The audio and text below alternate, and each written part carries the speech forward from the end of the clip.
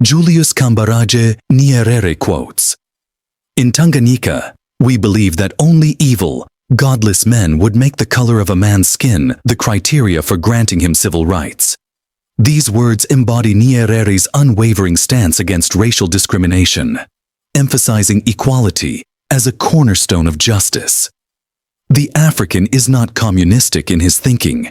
He is, if I may coin an expression, communitary. This quote highlights Nyerere's belief in the communal nature of African societies, distinguishing their innate social systems from imposed ideologies. Having come into contact with a civilization which has overemphasized the freedom of the individual, we are in fact faced with one of the big problems of Africa in the modern world. Our problem is just this: how to get the benefits of European society, benefits that have been brought about by an organization based upon the individual, and yet retain Africans' own structure of society in which the individual is a member of a kind of fellowship. Here, Nyerere reflects on the challenge of balancing the adoption of modern systems with preserving African communal values. We, in Africa, have no more need of being converted to socialism than we have of being taught democracy.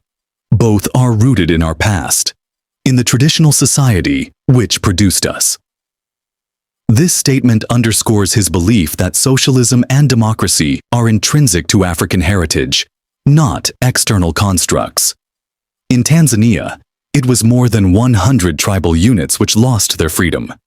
It was one nation that regained it. Nyerere celebrates the unity of Tanzania as a single nation overcoming colonial oppression, valuing collective freedom over division. No nation has the right to make decisions for another nation. No people for another people. This quote exemplifies Nyerere's commitment to sovereignty and self-determination for all nations. If a door is shut, attempts should be made to open it. If it is ajar, it should be pushed until it is wide open. In neither case should the door be blown up at the expense of those inside. This metaphor underscores Nyerere's advocacy for peaceful and constructive change rather than destructive confrontation.